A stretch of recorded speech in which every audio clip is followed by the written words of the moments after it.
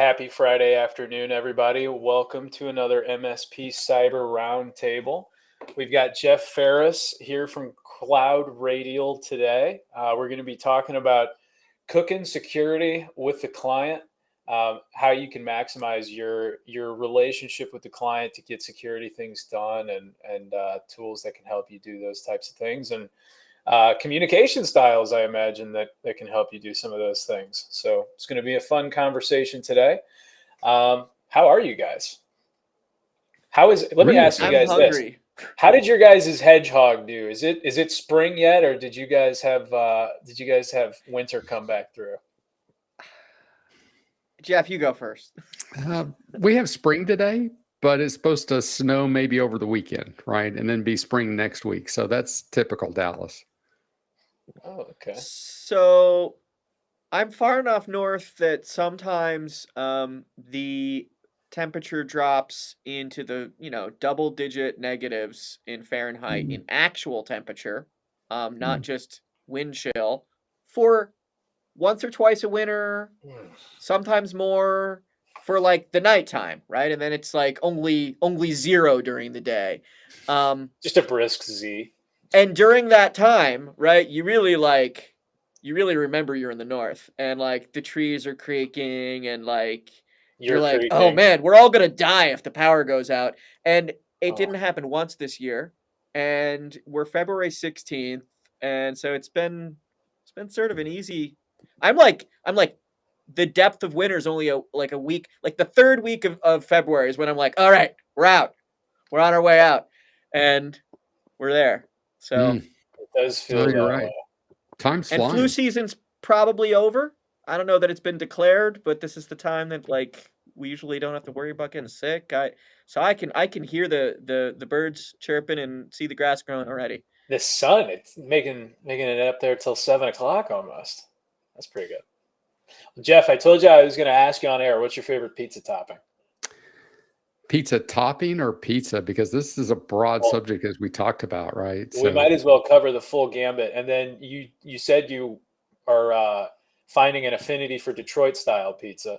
I am. I've always been a Chicago style pizza fan since way back, and now the Detroit style may be winning out, right? So, really, I mean, these are just good choices to have, right? Like if I had a buffet of between Chicago style and Detroit style, like who would want to do anything else, right?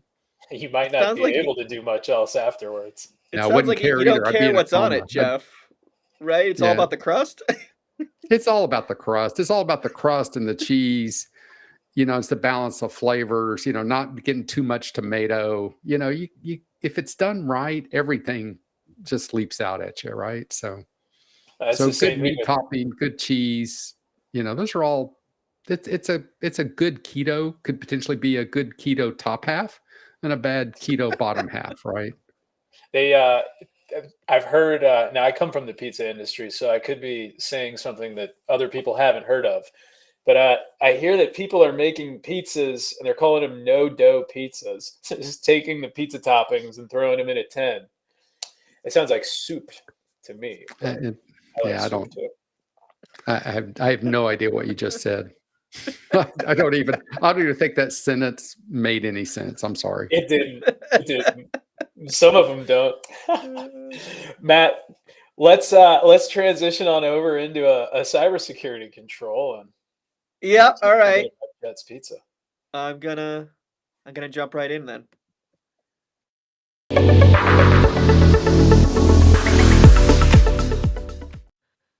So since the new year, we've been covering most of the domains in the new NIST CSF 2.0 draft.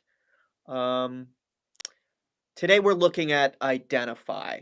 There's been some changes, so you'll see sections here have been dropped and moved around to other places. Identify is super focused now.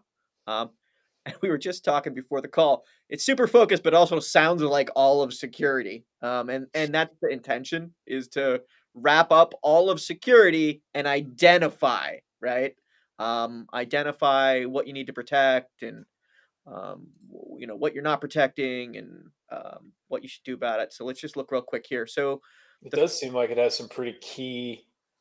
Those 4 categories.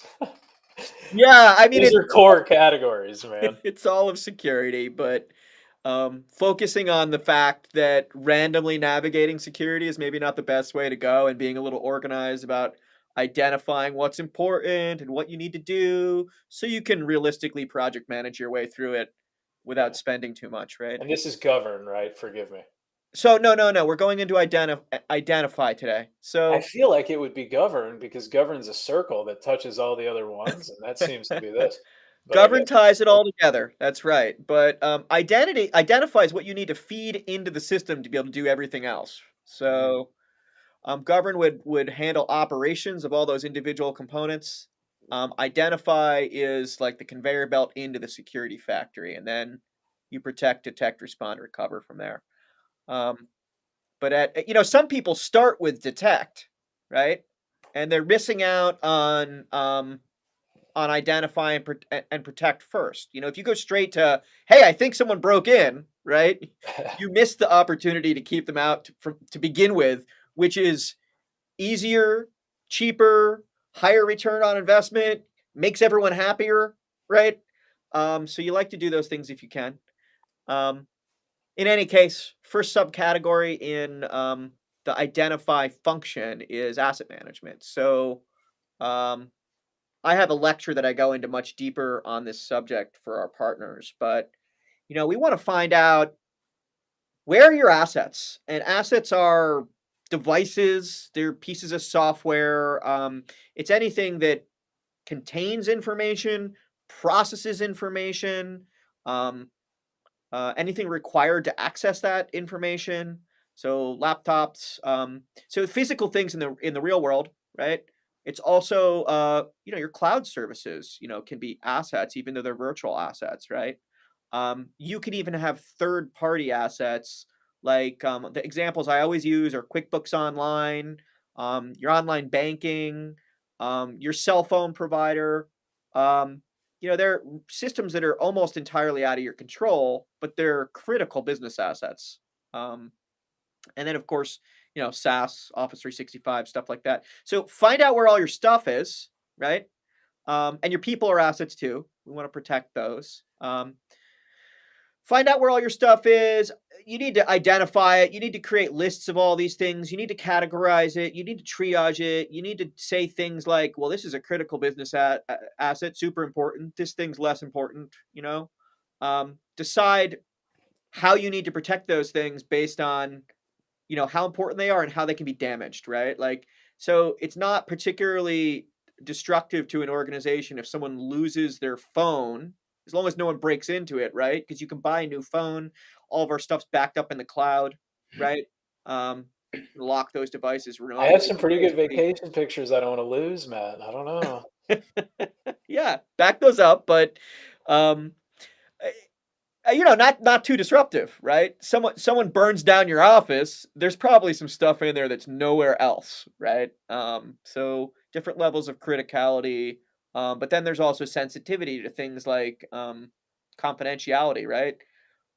No big deal if someone gets your marketing literature. That's all out on the public, domain anyway, right? You usually don't want to leak your customer lists, right? And you definitely don't want to leak information about your client that your client has said, we trust you with this, keep it secret, right? Mm.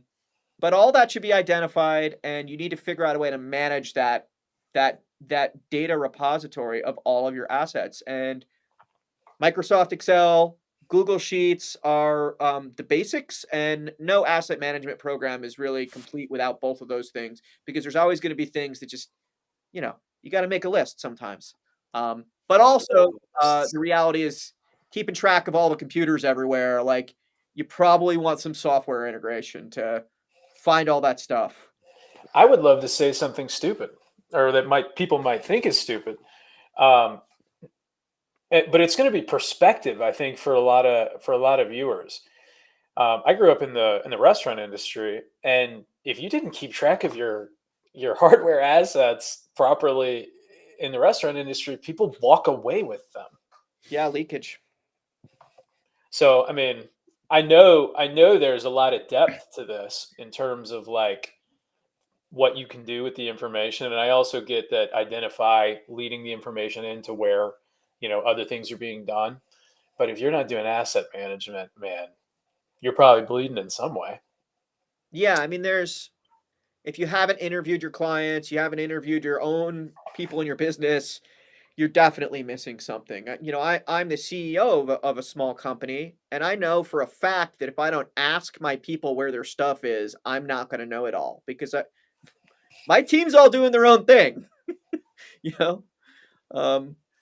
So in any case, Go ahead, Jeff. No, this is fascinating because one of the things that CloudRadial we preach is something we call engagement maturity, which is basically, the ability to engage and really understand and work with a client at the highest level. That's strategic, which is basically you really understand what that business needs, what outcomes they're trying to drive to.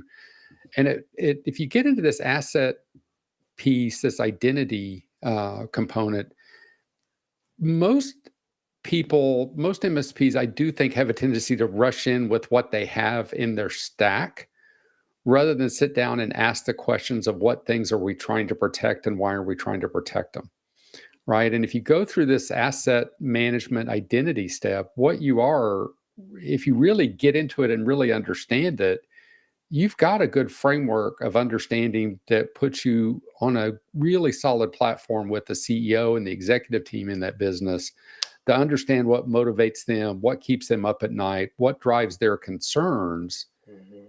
And this whole asset discovery process, because it's not just what are the endpoints or what are the servers. I mean, you get down to it, it's what are the facilities, it's what everything that makes up that business that concerns them and that needs protection in some form or other, whether that's a lock on the door or whether that's a cybersecurity stack element. You really have laid the groundwork for a really strong collaborative and strategic framework with that client.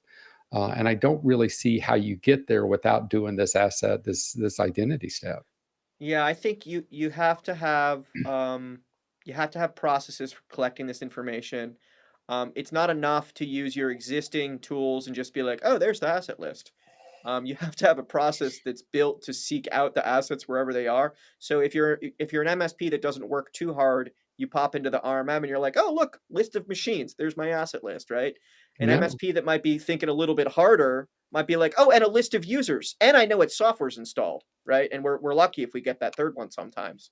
But to really take this from a security perspective that's focused on the client, that actually delivers security value to the client, you have to flip that totally upside down. And instead of looking at the tools, you need to look at the client, figure out how their business works and what assets they have, like from a business perspective, right?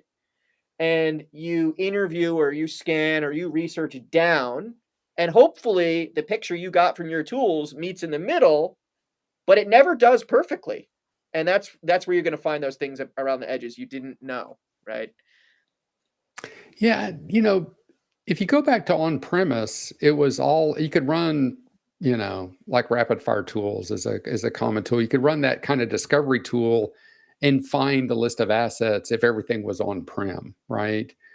But that's not really the case anymore. There's so much organic IT out there. And like you mentioned earlier, whether it's QuickBooks Online or some of that stuff, those are assets that need protecting too. And you can't just not think about that as an MSP or and focused on security.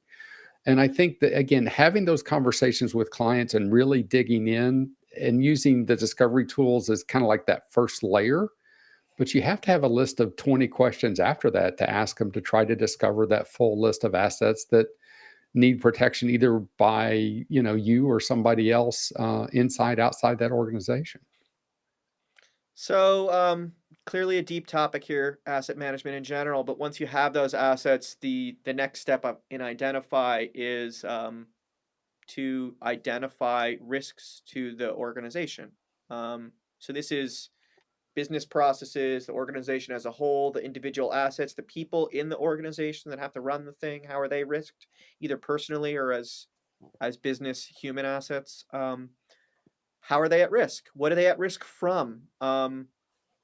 You mentioned a real world example earlier. I don't recall, but a physical office is frequently at risk of someone simply slipping inside, sneaking in, um, and just taking something off a desk and walking out with it, right? That's a physical risk. Is your organization scared of that? If they're an attorney, yeah, they're probably really scared of that. I'm going to use my car wash example, right? Um, Maybe not so much, right? Um, Yeah. uh, so you need to understand from the business perspective, what are they scared of happening, right? Are they scared of someone breaking in and taking something out? Are they scared of someone breaking in and leaving something behind that could perhaps change the way you operate your business? There's an integrity risk that people forget about sometimes. People could break into your system, not steal anything, and just change the address or the name in some system in the database, and you end up writing a check to the wrong person, right? Um, uh, and then there's the availability problem. Like, or do you worry about systems being down, right? Some people don't care about systems being down. They only care about confidentiality. Other people don't care about confidentiality at all. They only care about systems being down. So you definitely need to figure those things out. And then once you have those seeds, those kernels of what someone's worried about, um, you need to then figure out, well, how does that apply to our business processes? How does that apply to our assets? And if we wanted to protect against those things, how would we protect about those things? And all these things I just said, that's the core of risk assessment, which is the next function here. So, um, make that list of stuff in asset management, explore how it could be impacted by a threat. And part of that is, what are the threats? Like, literally, are there attackers out there that have their I was about sights to on you? ask you, in this situation, what's a threat? Yeah, well, it could be like someone's walking by and they see an open window, right? Or it could be like, actually, we got competitors out there that want to steal our secrets. Or it could be, man, these guys really hate us, right? And they just want to mess up our day or our life, right? And being aware of that part of the equation is also important, right? You're going to protect way differently when you're trying to deter people that are just walking down the street. They're looking for like an easy buck from an open window, than you are someone that's trying to like literally like break through your walls, right? Totally different types of protection. Um, so that's all part of risk assessment.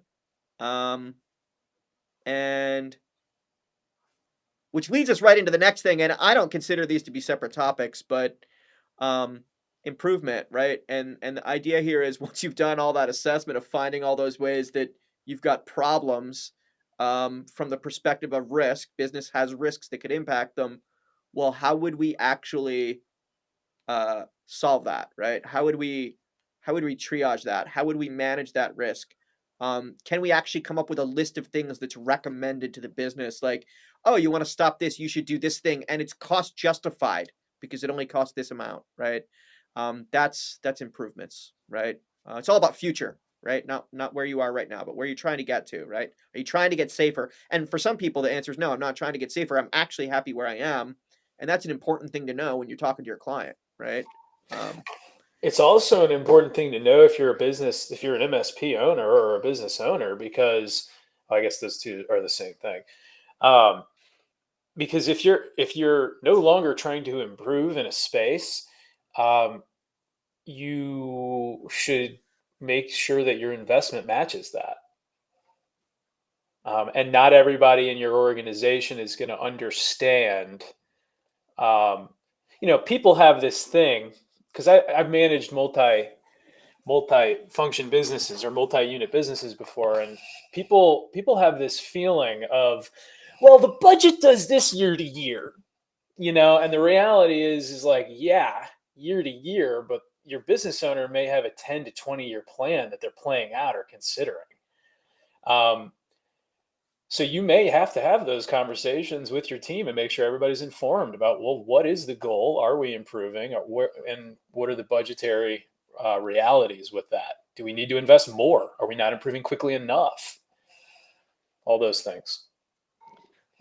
Jeff, anything you want to add here? I sped super fast through assessment and improvement because I'm excited to get into our topic. He's ready to cook.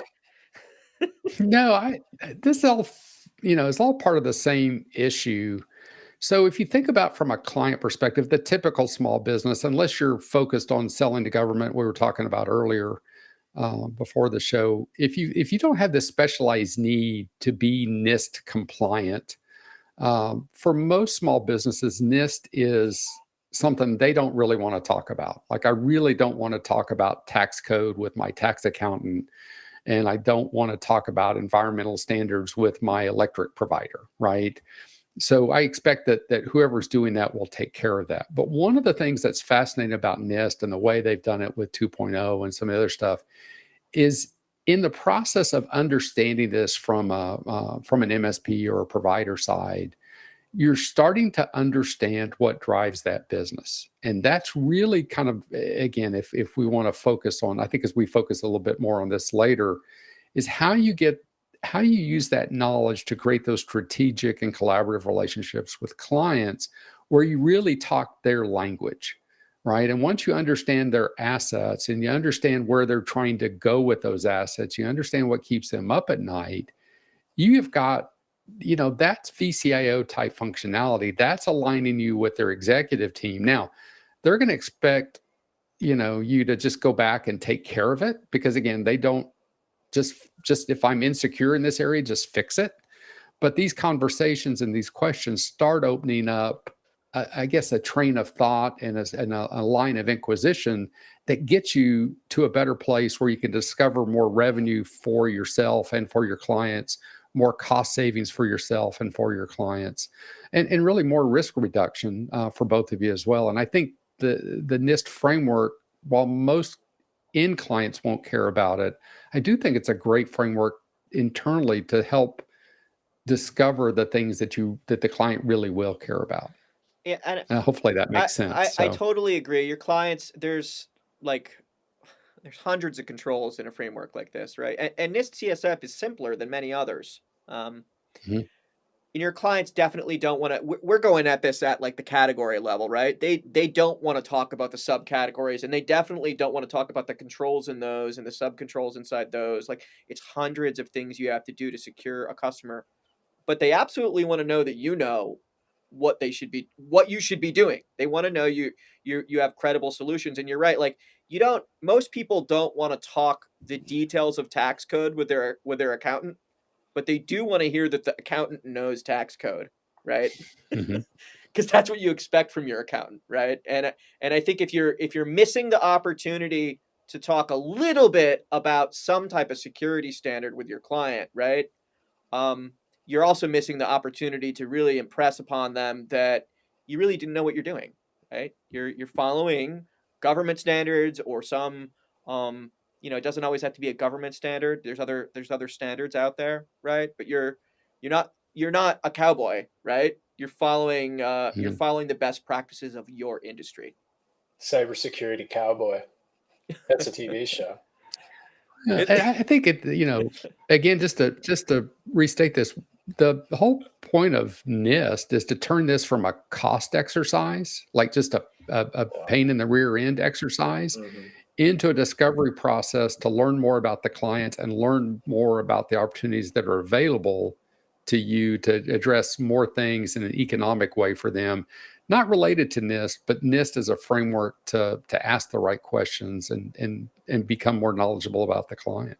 And even more, once you've done those things effectively, it should be something that could be revenue generating, right? Because absolutely, if you're able to have conversations with the clients in terms of things that are driven by their need or desire, either need to be compliant or desire to be seen as one way in an industry or one way in a market, you're now positioning yourself in a way where you can have an effective conversation with the client about what it is you could or couldn't do for them, which is important. So I just wanted to tack on to that, Jeff, because you were saying how valuable it is to educate yourself on their needs, but then once you're educated, now you can even solve them, which allows everybody to win.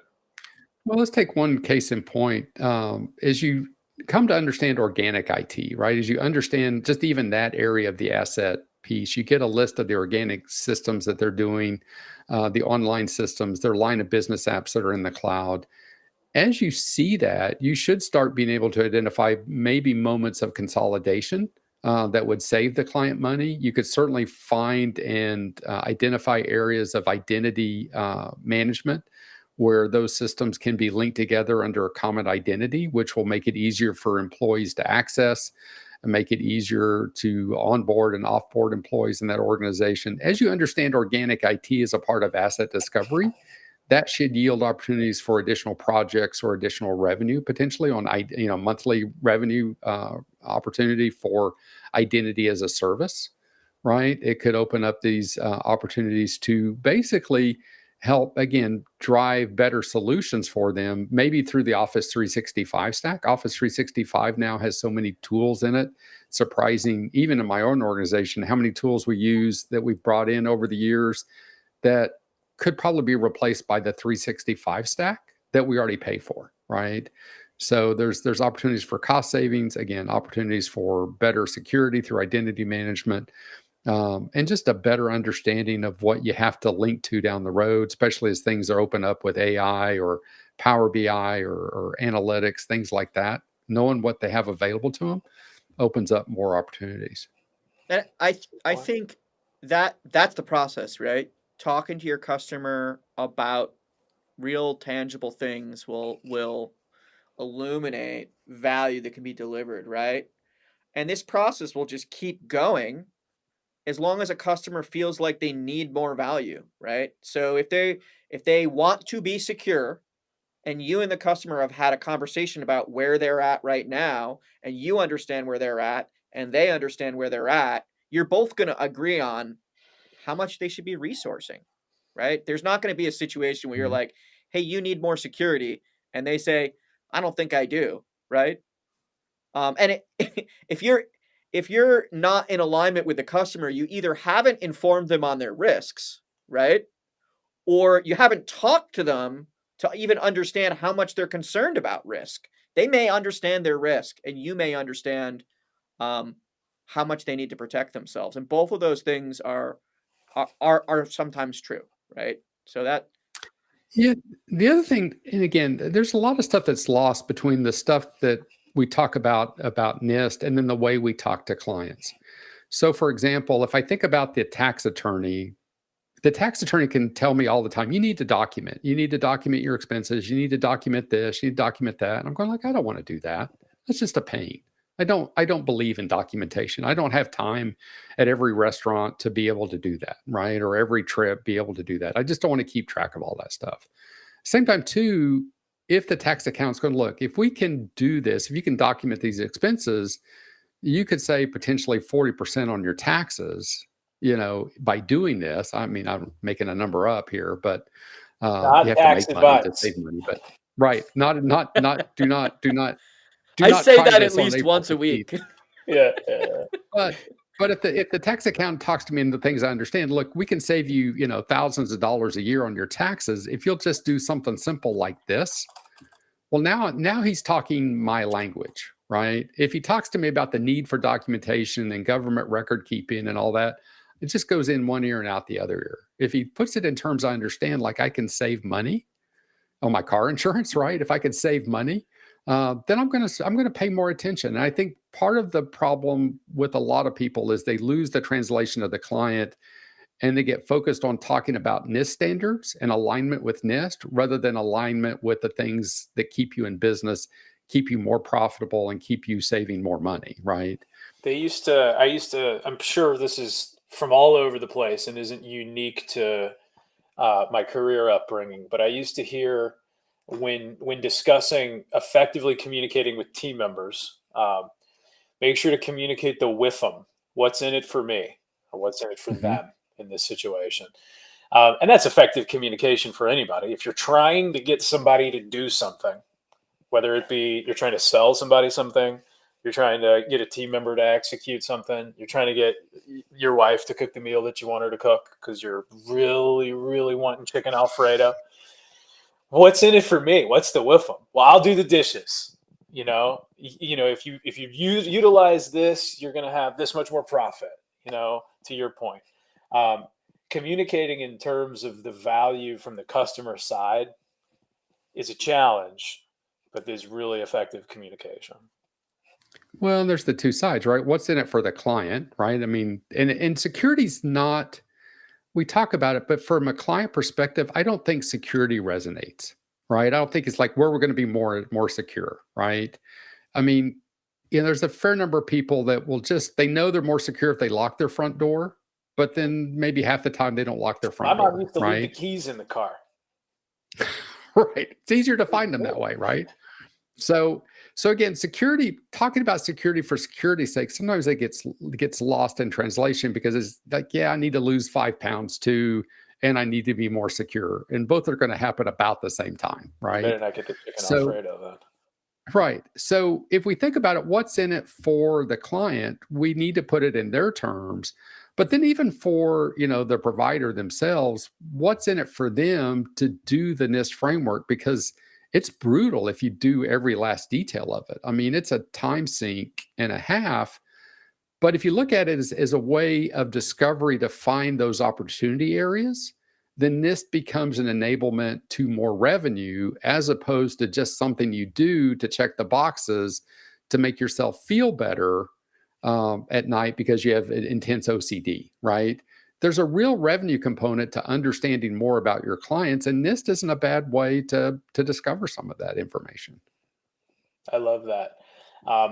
While you were talking, I've done this thing for half my life where each night at the end of the day, there's some goals and some things that I go over. And as you were talking, there have been nights where like I just breeze through it. I don't really look at it. I kind of just check the boxes. So it's like, yeah, I did the to-do. I kind of liken this to cleaning too. You can clean your kitchen and then you can clean your kitchen. I don't know what the second is, but go ahead. So there are times when it's so much more valuable to me when I do my process, my own internal process, which is something that I use to better myself, right? And what you described NIST as is, look, you use this properly, you can identify gaps where you could be better, and you could take the steps to be better. It implies two things. It implies you want to be better, and it implies that you're focused enough to make it happen. And in my personal life with my own function, when I take the time to really take each thing, think about it, and really consider versus just checking the box, I improve as a person. When I just check the box just gets checked, and it's a lot of fun. Oh, I did everything I was supposed to do today. But, well, so I love that point. And I think taking the time to be specific and to go through things with detail and to use it from the perspective of growth is really valuable. So Yeah, I have this saying that I'm trying to practice more, which is busy is not productive, right? So just because you're busy doesn't mean you accomplished anything. And one of the things, if you take NIST and you print it out in its entirety, I mean, it's a huge stack of paper, right? If you gave that to a client and you gave that to an IT provider, they would both look at it, pitch it in the trash, and go like, check, mark, complete, right? NIST resolved. It's in the trash, right? Without really understanding the opportunity, again, why it's there and how you can make money as a provider or save money as a as a client, or make money as a client too. Because again, all of that discovery doesn't have to be pain; it can be opportunity.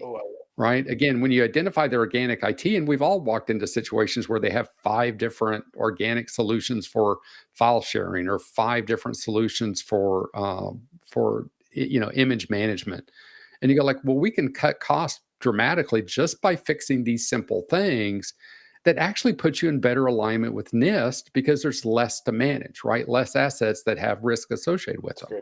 And again, it can be a cost saving, a money making opportunity if you explore it from that perspective. But again, when you get focused on checking the boxes of security, I just think it's brutally painful for the person that does it or the person on the receiving end as the client to experience it. I've had a lot of conversations with MSPs. Well, they have to move to this, this control.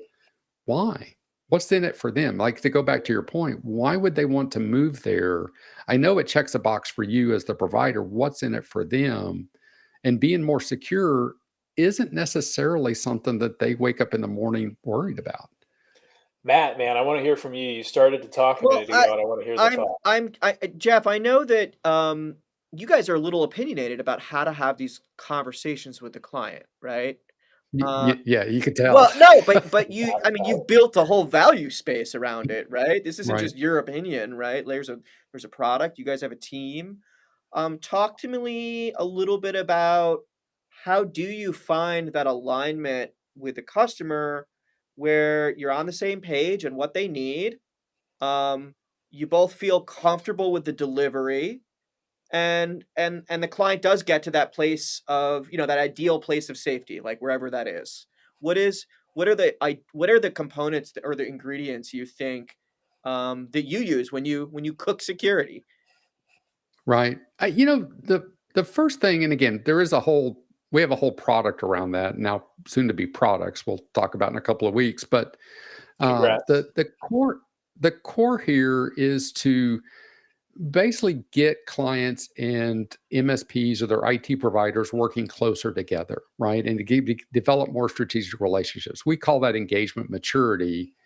And if you go to www.cloudradial.com/engagement-maturity, you can kind of put yourself to sleep reading about the way that we view the different levels of engagement maturity. It's like operational maturity, right? And one of the things we talked about, I think we got to the cooking was security, because we had the analogy of, look, the back end, the security pieces, all the stuff that the typical MSP does is in the kitchen.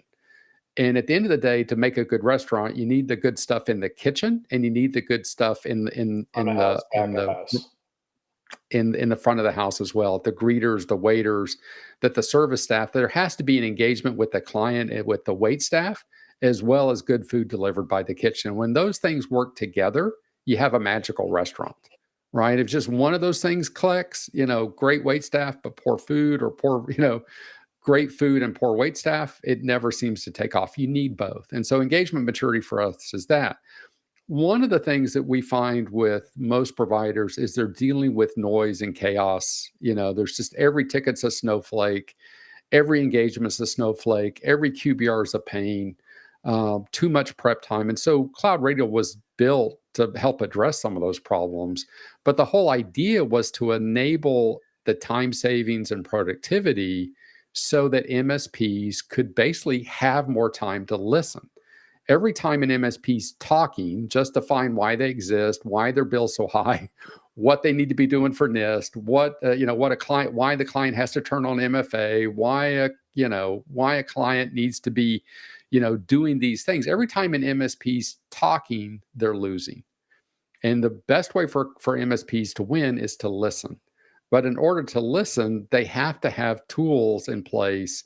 They have to have a solution in place that frees them up to do that, because there's just not time in the day with the noise of tickets, the noise of security, the noise of cloud management to allow time to listen, and they're stuck.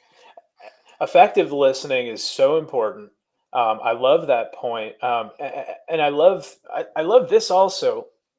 Most of our service provider partners have more than one client, that have more than one team member, that have more than one goals, and you made a point to effectively listen. Sometimes you need software, sometimes you need tools to be able to do that.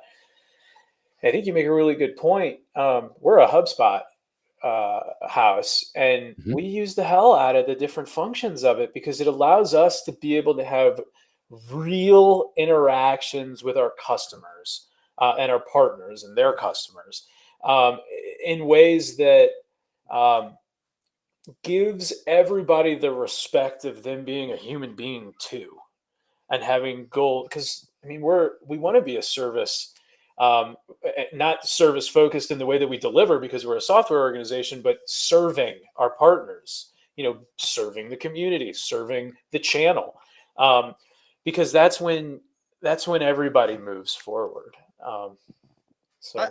I want to double down on that, Zach. So first of all, the reason why we chose HubSpot, is that, right? But the how it works for us is because it's built for people selling things like software, which is way different than services. And it's focused on inbound marketing because we don't believe in like cold calling, right? Spam campaigns, right? We want engaged partners that are interested in relating to us, learning more about us, building a Growing. relationship, building a relationship, and then building business success, right, in their business. And we love to help them. And so that's why we use HubSpot. I know in the MSP ecosystem, right, people use these PSAs, right, and they're particularly good at like analyzing like team utilization rates and like pulling part numbers from distribution. Not always very focused on that interaction between the PSA and the actual customer organization. I know that I ask people, well, what are you doing for marketing? And they're like, oh, well, my PSA is not good at email. And I'm like, That's not what I asked. Yeah, it's what you're describing basically are collaboration platforms. And so HubSpot internally is a way for you to collaborate with each other, with the rest of your team, to understand a client's journey and where they're going, right? And Right. where you want them to go. Right. The PSA is a great collaboration tool for the kitchen staff, right? Essentially for the back-end staff, because again, they can look at that and see a common set of information. It's where your What- receipts go. Right. What we've done with CloudRadial is build the CSA product, which client services automation, which complements the PSA to become that collaboration platform between the MSP and their client, right? So that both of them can look in the same spot, see the same information about the same backup jobs, the same tickets, the same asset management pieces, the same training guides, everything else that's in there. They deal from a common set of facts so they can collaborate. Right. Instead of, printing and presenting or the MSP going like, trust us, this is really the trends. Yeah. CloudRadial makes all that data transparent to clients, lets the clients interact with it at their own leisure if they want. So that again, when the MSP sits down, he or she doesn't have to sit down and regurgitate everything that happened over the last 60 days. It's all in the portal. It's all in a product. Now they can get to dealing with collaboration and the strategic objectives that client is trying to achieve.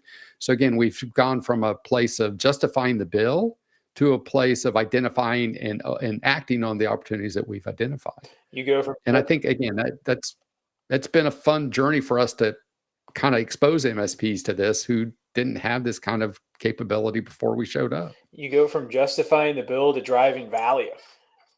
Having those conversations about, those collaborative conversations, because that's what they're paying you to be there for is, help me improve, help me with this part of my business that I'm not an expert in. So if you're there having those conversations, well, then of course they're going to walk away happy with what they're paying you because you're focused on the things. I love that. I love being able to have our tool does something similar with in terms of allowing both sides to see, and the delivery of what's happening from a security perspective. We love that perspective, the transparency and the flexibility on how you're able to work with that end client is great. And to your point, some of those folks are dying to get in there and are very hands-on, and some of them are never going to go in there. But it's really good to have all that data in one place and to be able to effectively communicate it. I love that. It's super critical. And again, with the things that are going on, security being just one factor of that. I mean, everything has to be collaborative. I mean, even this identity asset management piece is a collaborative exercise, right? There's no way an MSP or an IT provider is just going to look in there and go like, oh, I got all the answers. They're just not going to have them, right? They need to talk to clients, and that engagement with clients is what drives the next steps. Well, tell me about a success story. Tell me about your favorite success story. Walk me through what it looks like to effectively communicate with a client or a set of clients, utilizing the tool and I guess an ancillary question to that is, what do people most often express that they're happy with from an outcome perspective that they didn't potentially expect? Yeah, let me kind of walk this backwards a little bit, because I think having a framework of why it works is Yeah, critical. yeah, And if you think about Amazon, and again, Amazon is basically a touchless provider, right? I mean, everything's through their website, everything's online, everything's a digital first strategy, and that's allowed them to scale massively with their clients. And one of the things, that technique of being a digital first approach, is critical to set the stage for the day-to-day operation, right? And so one of those things, whether it's basically pre-triage tickets, taking the noise out of the round robin of tickets, presenting clients at QBR, we estimate we've saved our own clients over 5 million hours of time and labor of not having to produce QBRs because they're already available, of not having the back and forth of tickets because, again, they came in more streamlined, because basically things are transparent. So clients aren't having to ask for a copy of the latest invoice. They're not have to ask if backups run. We know we've saved our clients, again, millions of hours in that regard. What's interesting, you talk about a success story, is we've got a client up in Canada who basically went whole hog on our product, right? And they basically decided to adopt this digital first, very client centric perspective. And the owner called me kind of out of the blue and said, look, I can trace our profitability, our increase in profitability and client growth from the day that we adopted CloudRadial, right? And those kinds of things, again, that it's nice after you start a product to achieve those outcomes, to actually see those outcomes. But I know that we're elevating the conversation, right? I know we're elevating the conversation between clients and their providers, and that's opening opportunities. I'm a big believer that whatever problems we're solving today won't be the same problems we're solving 10 years from now, right? Well, it's never true, right? I mean, if you think about tools in general, and I'm a big nerd for history, um, and especially people over time. But if you think about tools in general, the first tools were a long, long time ago, and we were not dealing with the same problems that we're dealing with now. Um, Learning a hammer for the first time and its effectiveness, and then coming to this point where we're still doing the same thing.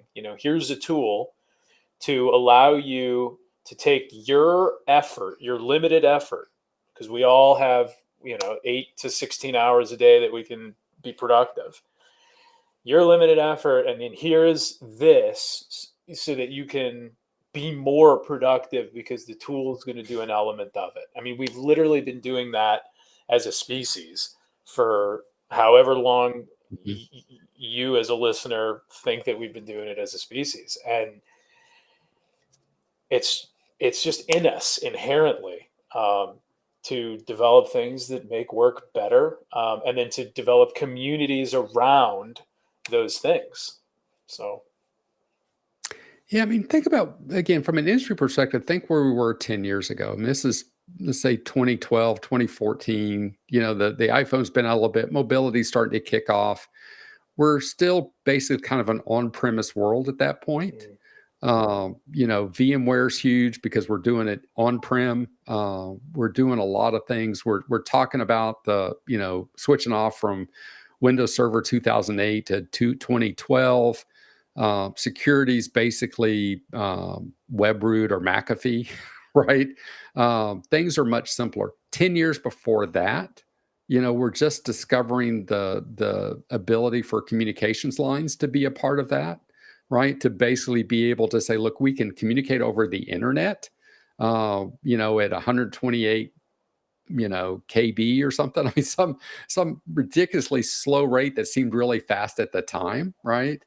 10 years before that, we're basically still talking about sharing a hard drive among multiple workstations, and how cool that was that we could all share a common hard drive and do file sharing.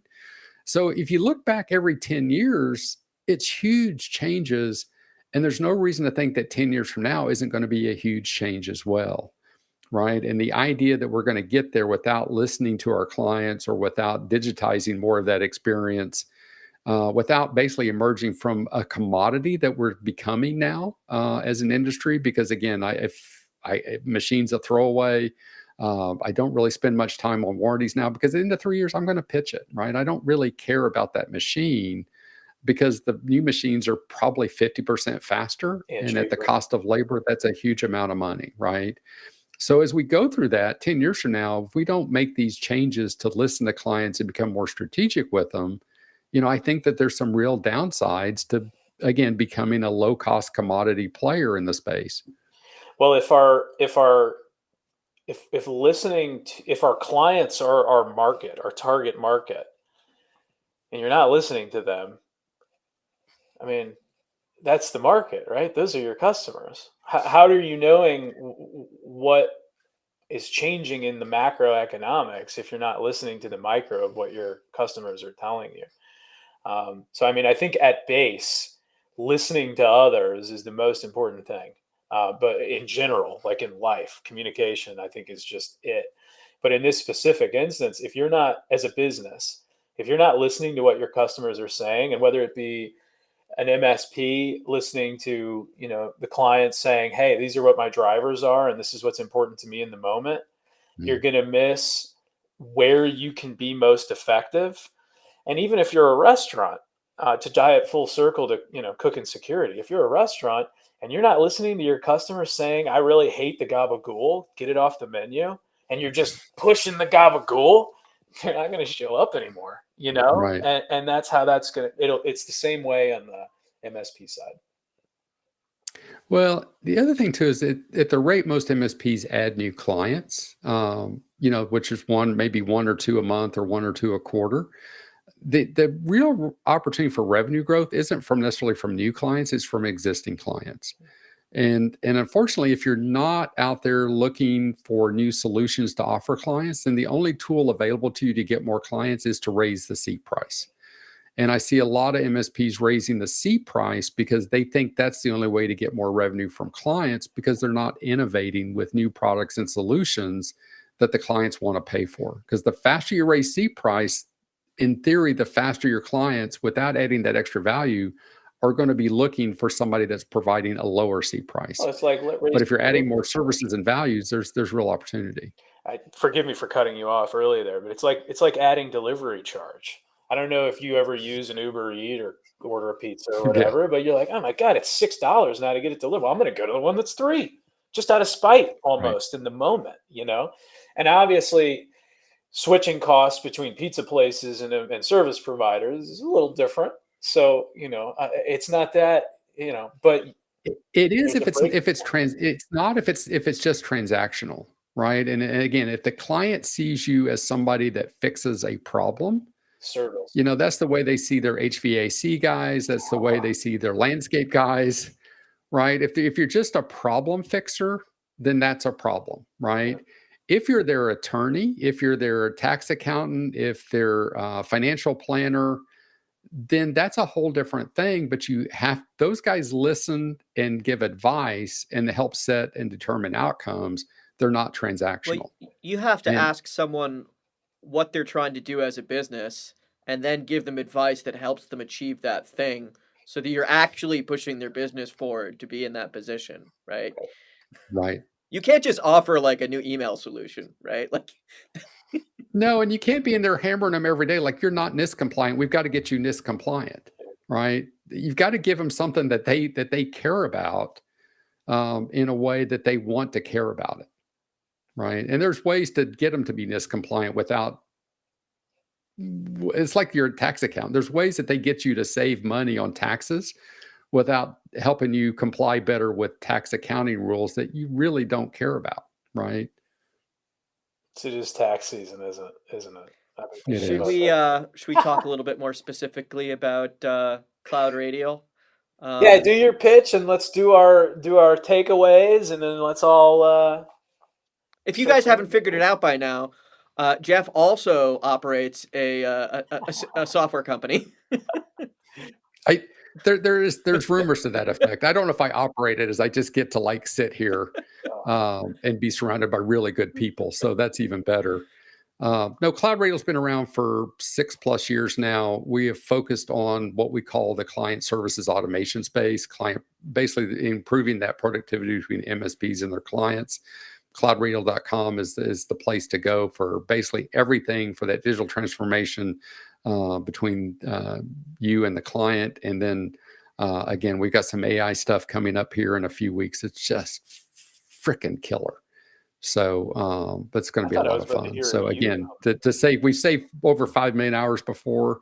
We think we can save 5 million hours a year going forward. It's really awesome. Really excited about that. Did you guys? I'm really excited. Did you guys see those videos released the last day or so from Sora, the new OpenAI project?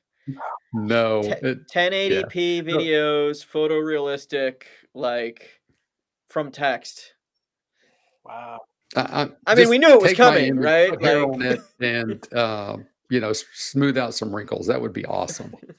So next time I chat with you guys, maybe I'll have a full head of hair and a darker beard. It's coming. I'll get over there with a pen and we can get that beard taken care of. I'm sure in 10 years, this piece of software we're using is just going to have the make me 10 years younger button. Be the person I want to be, not the person I am. Right? Can I lose 25 pounds button? Oh gosh. All right. Do we want to do rounds of takeaways? Yeah, I mean, I think for me, really just emphasizing, it's great like cooking security up with all your tools in your toolbox and working with your team to deploy the new things, but when it comes to delivering actual value to the client that they're going to pay you for, you've got to figure out what they value, right? Right. So you got to talk to them about what they're trying to achieve, how safe they want to be. What does safe even mean? Safe from what, right? Anyway, that's my takeaway. I love what does safe even mean. Jeff, you wanna give us a takeaway, and then I'll do mine, and I'll take us out of here.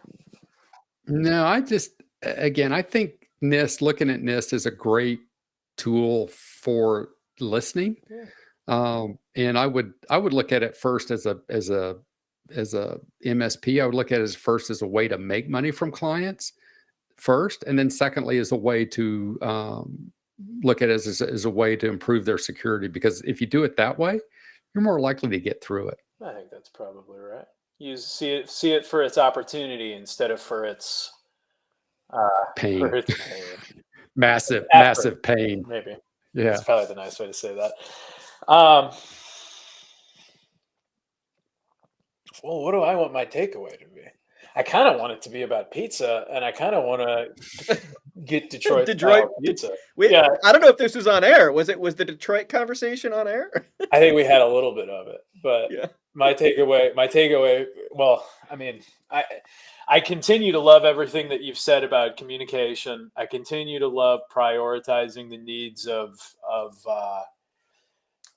not necessarily prioritizing the needs of, but at least understanding clearly the needs of those you're communicating with, especially clients. I think that's just advice 101 for anybody that's looking to be an effective leader, teammate, partner in business, partner in love, partner in pickleball. Any of those things is a good place to start. So I think I'll take that as my takeaway. And well, on that note, we have room for just one Q&A answer. I got to say, Dean, if you don't know the answer to this, happy wife, happy life, do the dishes and cook, clearly.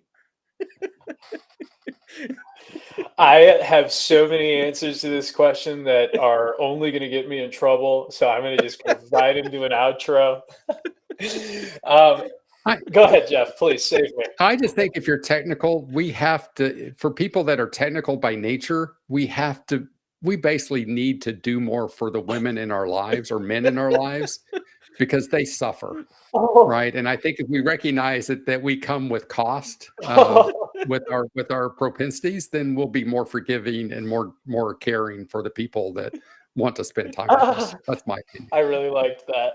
I think I'm going to save that on my phone or something and just play it every once in a while. That was great. All right. Where are we going next week? Get us out of here. Yeah, Jeff, it was awesome.